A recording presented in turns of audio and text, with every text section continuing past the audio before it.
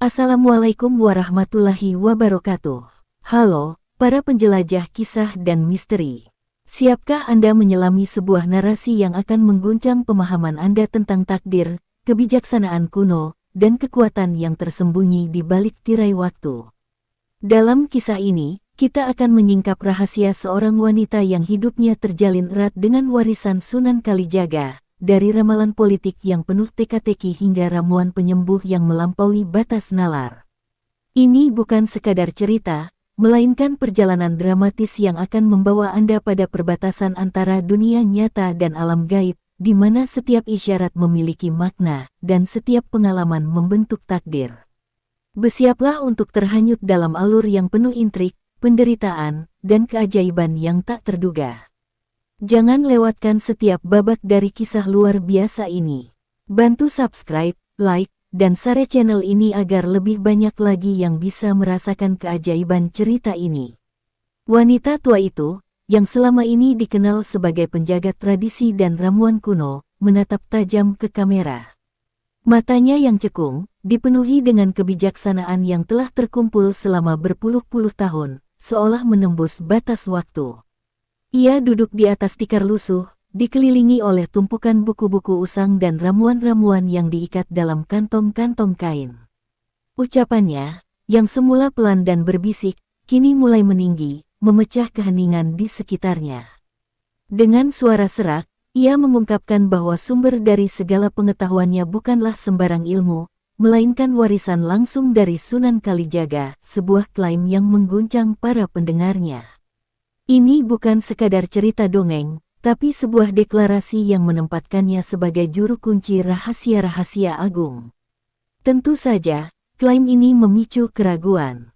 Banyak yang menganggapnya sebagai omong kosong belaka, bualan dari seorang wanita tua yang haus perhatian. Namun, ia tidak gentar. Dengan tangan bergetar, ia meraih sehelai kain sutra kusam yang berisikan tulisan-tulisan kuno yang nyaris tak terbaca. Ini bukan ramalan biasa, katanya, ini adalah isyarat. Isyarat yang telah lama tersembunyi, menunggu waktu yang tepat untuk diungkap. Dan waktu itu, menurutnya, telah tiba. Ia merasa terbebani oleh amanat ini, sebuah beban yang telah dipikulnya sejak kecil, sebuah tanggung jawab untuk membimbing bangsa ini melalui masa-masa yang penuh ketidakpastian. Isyarat pertama yang ia ungkap adalah tentang Jokowi, pemimpin yang telah menjabat selama 2 periode. Ia tidak menyebutnya dengan nama, melainkan dengan kiasan yang dramatis, Piwawit Dawawit Lesmodonge Karokeik. Kiasan itu, yang terdengar asing namun syarat makna, ia terjemahkan sebagai pohon besar dengan daun lebar yang menaungi. Mata wanita itu berkaca-kaca saat menjelaskan simbolisme di balik kata-kata tersebut. Ia menggambarkan Jokowi sebagai sosok yang teduh, pelindung yang telah memberikan ketenangan dan perlindungan bagi rakyatnya.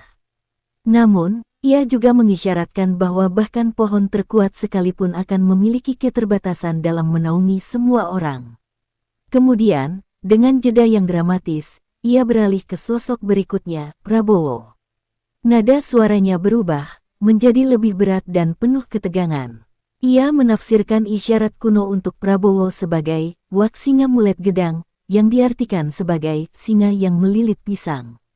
Simbolisme ini jauh lebih kompleks dan penuh teka-teki.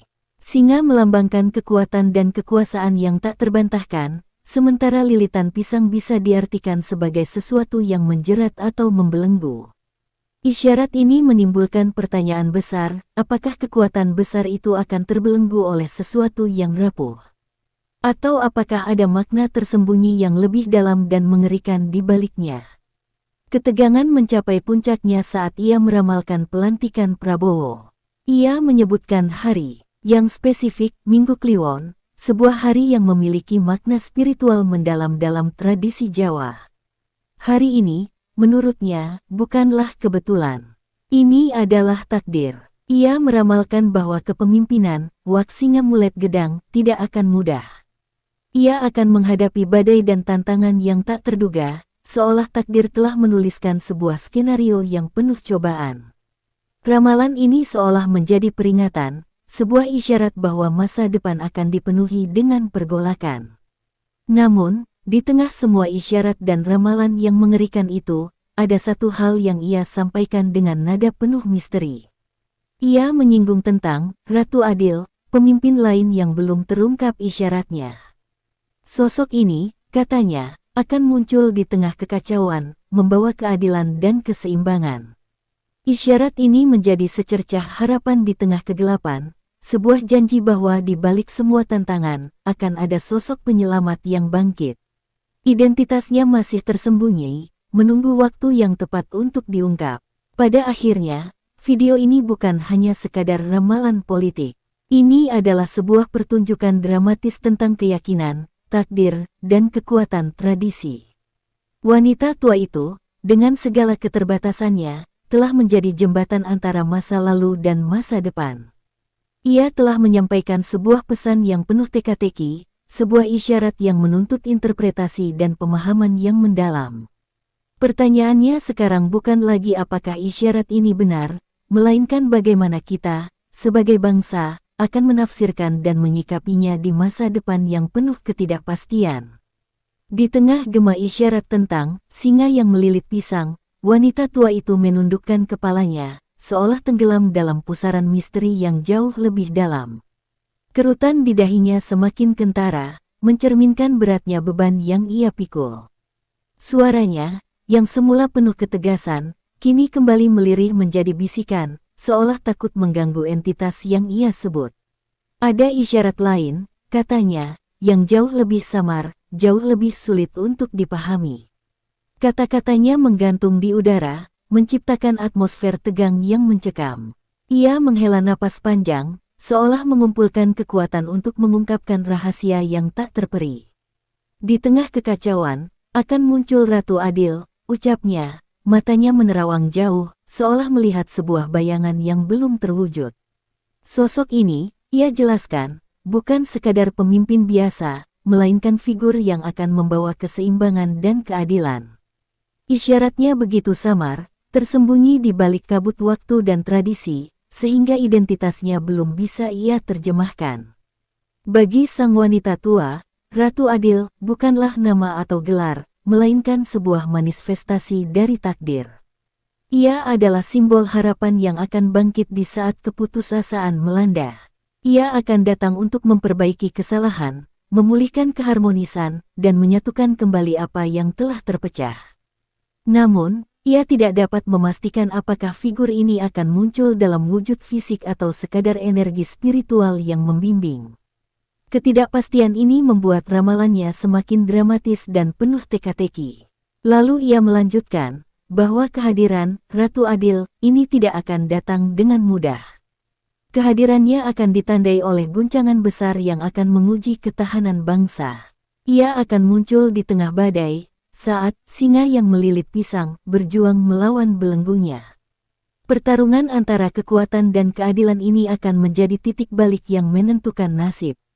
Wanita tua itu kemudian mengangkat tangannya, seolah memberi isyarat kepada para pendengar untuk merenungkan makna di balik kata-katanya. Ia menjelaskan bahwa isyarat ini bukan untuk ditakuti, melainkan untuk dipersiapkan. Ini adalah panggilan untuk introspeksi, untuk kembali ke akar-akar spiritual, dan untuk mencari makna sejati dari keadilan. Ini adalah sebuah pengingat bahwa di setiap kegelapan, selalu ada benih cahaya yang menunggu untuk tumbuh. Ia mengakhiri penjelasannya dengan sebuah pertanyaan retoris. Apakah kita akan mengenali Ratu Adil ketika ia muncul? Apakah kita akan siap menerima ajarannya? Pertanyaan-pertanyaan itu menusuk hati, menantang setiap orang untuk tidak hanya menunggu, tetapi juga untuk secara aktif mencari dan mempersiapkan diri. Ini bukan sekadar ramalan tentang seorang pemimpin, melainkan sebuah perjalanan spiritual bagi seluruh bangsa.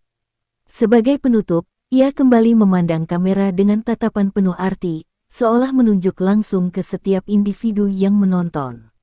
Ia menekankan bahwa isyarat Ratu Adil adalah pesan yang lebih penting daripada ramalan politik manapun.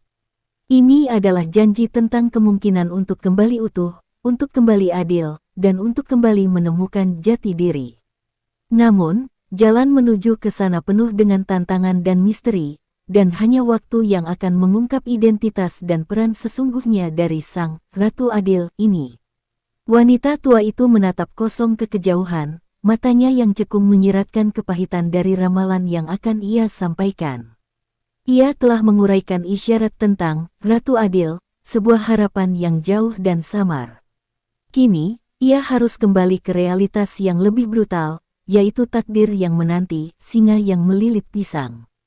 Dengan suara bergetar, ia menjelaskan bahwa pelantikan sang pemimpin baru tidak akan terjadi di hari yang biasa, melainkan pada Minggu Kliwon, sebuah hari yang syarat dengan energi spiritual dan diyakini penuh dengan pertanda baik dan buruk. Hari pelantikan itu, menurutnya, adalah sebuah kode. Ini bukan sekadar tanggal di kalender, melainkan sebuah pernyataan dari semesta. Ia menggambarkan Minggu Kliwon sebagai titik balik, sebuah persimpangan di mana takdir sebuah bangsa akan diuji.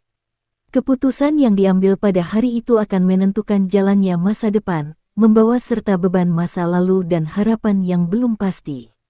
Lalu, ia mulai menjelaskan beban yang akan ditanggung oleh Waksinga Mulet Gedang. Ia meramalkan bahwa kepemimpinan yang akan datang tidak akan berjalan mulus. Akan ada badai, bisiknya, suaranya nyaris tenggelam oleh desahan angin.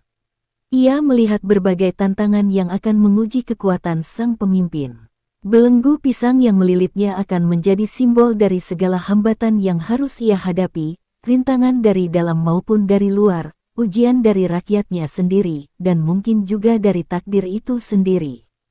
Ramalan itu menjadi semakin gelap saat ia menggambarkan ujian yang akan datang.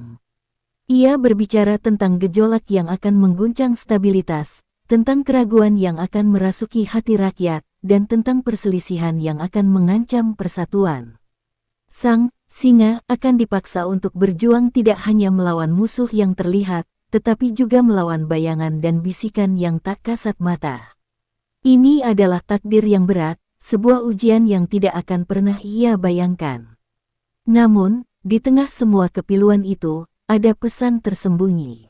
Wanita tua itu tidak melihat kegagalan, tetapi sebuah perjuangan. Ia melihat seorang pemimpin yang dipaksa untuk tumbuh, untuk belajar, dan untuk mengatasi batasan-batasan dirinya sendiri. Belenggu pisang itu, pada akhirnya, mungkin bukan sebuah kutukan, melainkan sebuah pelajaran. Sebuah pengingat bahwa kekuatan terbesar seringkali datang dari kerentanan. Ia mengakhiri ramalannya dengan pandangan yang penuh makna. Ia menekankan bahwa takdir bukanlah sesuatu yang statis, melainkan sebuah aliran yang terus bergerak. Kepemimpinan, singa yang melilit pisang, akan menjadi bagian dari alur tersebut, sebuah episode yang menentukan. Tantangan yang ia hadapi akan menjadi bekal bagi bangsa, sebuah cerita yang akan diceritakan di kemudian hari. Maka, ramalan tentang pelantikan, Minggu Kliwon, dan tantangan yang akan datang. Bukan sekadar prediksi, melainkan sebuah peringatan dan pelajaran. Wanita tua itu telah menyampaikan pesannya, dan sekarang, bola takdir berada di tangan sang pemimpin dan juga rakyat. Akankah mereka berhasil melewati badai, atau akankah mereka tenggelam dalam pusaran yang telah diramalkan? Waktu yang akan menjawabnya. Setelah menyampaikan ramalan yang menguras energi tentang takdir politik, wanita tua itu terdiam sejenak. Ia menyentuh tanah di depannya, seolah mencari kekuatan dari bumi. Matanya yang cekung kini tidak lagi menatap masa depan yang kelam, melainkan menukik ke masa lalu yang penuh pengetahuan. Segala sesuatu, bisiknya dengan suara serak, berasal dari sumber yang sama. Ia menjelaskan bahwa ilmu pengobatan dan ramuan tradisional yang ia kuasai juga merupakan warisan dari Sunan Kalijaga, sebuah pengetahuan yang diwariskan dari generasi ke generasi untuk menjaga kesejahteraan umat manusia. Dengan tangan yang sudah keriput, ia meraih sebuah kantong kain usang. Dari dalamnya, ia mengeluarkan beberapa helai daun kering. Ini bukan sekadar daun biasa, katanya, ini adalah awar-awar dan keter. Ia menceritakan bagaimana ramuan ini adalah anugerah dari leluhur, sebuah penawar mujarab untuk racun. Ia menjelaskan bahwa rebusan dari kedua daun ini memiliki kekuatan luar biasa, mampu menetralisir segala jenis racun, bahkan dari minuman keras yang merusak tubuh. Ini bukan hanya pengobatan fisik, tetapi juga spiritual, sebuah upaya untuk membersihkan jiwa dari kotoran. Namun, ia melanjutkan, ilmu pengobatan ini tidak berhenti di situ. Di balik ramuan penawar racun itu, tersimpan pengetahuan lain yang lebih rumit. Ia berbicara tentang keracunan yang lebih modern, yang merenggut banyak nyawa dan merusak generasi muda. Dengan nada yang penuh empati, ia menyebutkan ramuan untuk orang yang keracunan narkoba. Daun awar-awar, getir, dan senu, ia merinci, jika direbus bersama, akan menjadi penolong bagi mereka yang tersesat. Ia menekan bahwa pengobatan ini memerlukan ketekunan dan keyakinan, bukan hanya sekadar meracik bahan-bahan. Wanita tua itu menekankan bahwa ilmu ini bukan untuk disalahgunakan. Pengetahuan ini adalah amanah suci yang harus dijaga. Ia tidak hanya mengobati tubuh, tetapi juga mengajarkan tentang keseimbangan alam. Setiap tanaman memiliki perannya masing-masing, dan setiap ramuan adalah perpaduan harmonis dari alam semesta.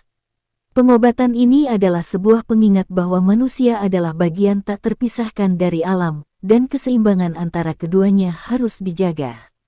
Ia kemudian berbagi cerita tentang bagaimana ia belajar ilmu ini sejak kecil. Di bawah bimbingan spiritual Sunan Kalijaga, ia diajarkan untuk memahami bahasa tumbuhan.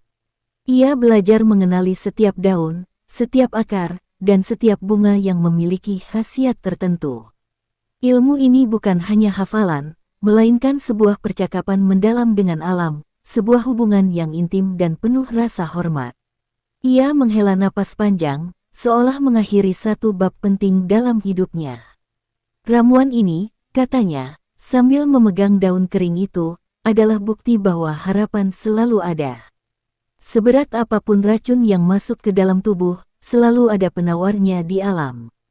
Pesan ini tidak hanya berlaku untuk pengobatan, tetapi juga untuk kehidupan. Seberat apapun masalah yang dihadapi, selalu ada jalan keluar. Dengan demikian, bab ini bukan hanya tentang pengobatan, tetapi tentang sebuah filosofi hidup.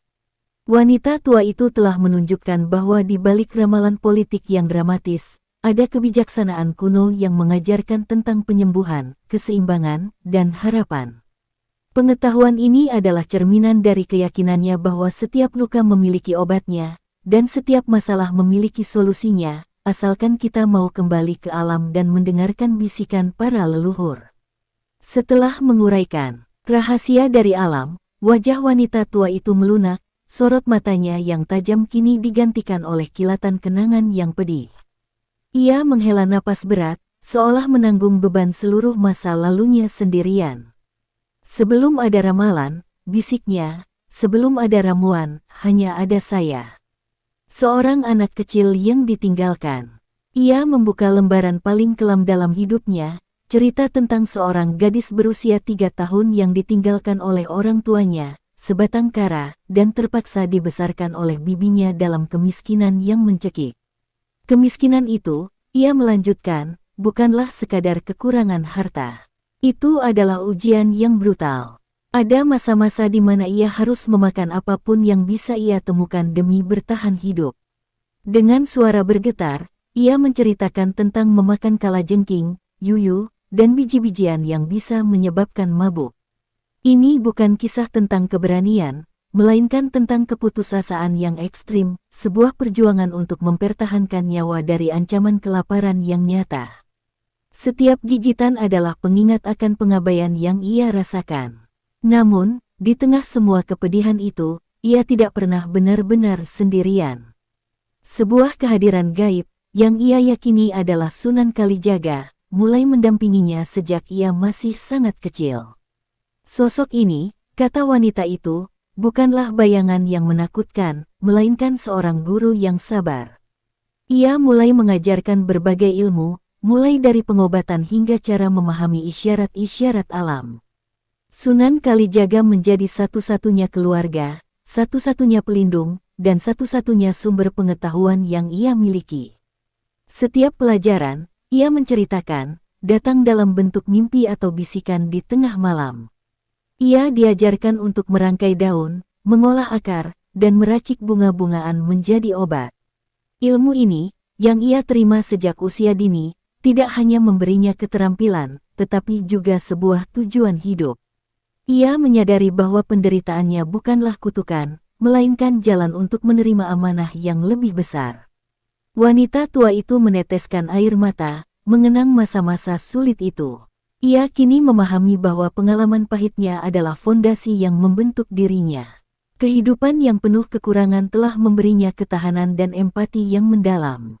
Ia tidak hanya belajar tentang ramuan, tetapi juga tentang kekuatan keyakinan dan harapan yang tak tergoyahkan. Kisah hidupnya menjadi bukti bahwa di balik ramalan dan kekuatan supranaturalnya, ada manusia biasa yang pernah mengalami penderitaan luar biasa. Penderitaan itulah yang telah memberinya perspektif unik tentang kehidupan, penderitaan, dan penyembuhan. Ia tidak hanya mengobati penyakit fisik, tetapi juga luka batin yang dirasakan oleh banyak orang. Pada akhirnya, kisah ini bukan hanya tentang masa lalu yang kelam, tetapi juga tentang transformasi. Wanita tua itu tidak lagi melihat dirinya sebagai korban, tetapi sebagai penjaga warisan spiritual yang berharga. Kisahnya adalah pengingat bahwa di balik setiap orang yang luar biasa, ada cerita yang penuh dengan air mata, perjuangan, dan takdir yang telah menunggu untuk diungkap.